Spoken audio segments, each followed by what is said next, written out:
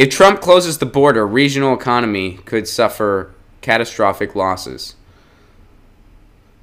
The migrant caravan crisis that led to a 5-hour closure in both directions of the busy San Isidro port of entry on Sunday highlighted the far-reaching economic impact such disruptions can have on the San Diego region, from potential labor shortages to substantial business losses among the border area merchants.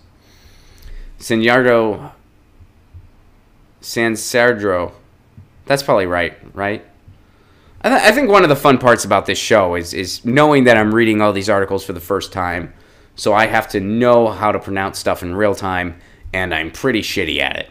San Sardro. I'm going with San Sardro. Some of you guys are probably in the chat right now phonetically helping me out, and I won't see it until it's too late. So I'm just going to take a sip of coffee and plow on. San Sardro shop owners alone lost an estimated $5.3 million in sales as a result of the temporary shutdown. Why don't we bring that up to the right wing?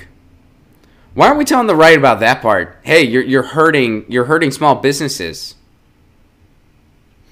While there are multiple ports of entry along the U.S.-Mexico border, San Isidro is the busiest border crossing in the Western Hemisphere. About 70,000 vehicles and 25,000 pedestrians move between the two countries each day. The Sunday shutdown occurred after hundreds of migrants made a rush to the U.S. border and were met by federal authorities deploying tear gas in an attempt to disperse the crowd. Deploying tear gas and, pepper spraying children. I remember during Occupy when they were pepper spraying 80-year-old women, and I thought, man, that's the worst. That is the worst abuse of power. One of the worst abuse of power when it comes to pepper spray, when it comes to using pepper spray. Don't forget that last part, when it comes to using pepper spray, that I've ever seen. And yesterday, Border Patrol said, hold my beer, Ron. I can beat it. I can beat it. Is that a child? Awesome. Awesome. And by the way, the next person who goes on Fox News or any other cable network and brings up that bullshit, pepper spray is no big deal. It's like food. Prove it on air. Prove it on air. Take a thing of pepper spray. Just go like this. Take your, you gotta.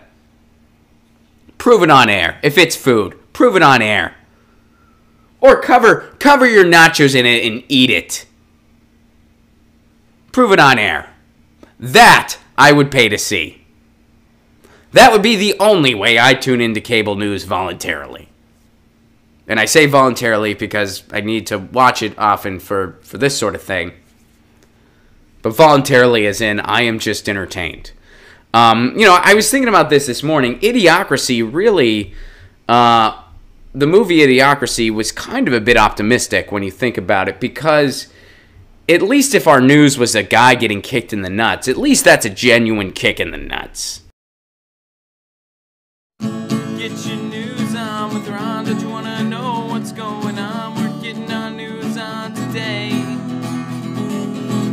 Get your news on with Ron. Don't you want to know what's going on? We're getting our news on today. You can tweet me an article at Ron Placone. We'll go through it together and make it our own. Get your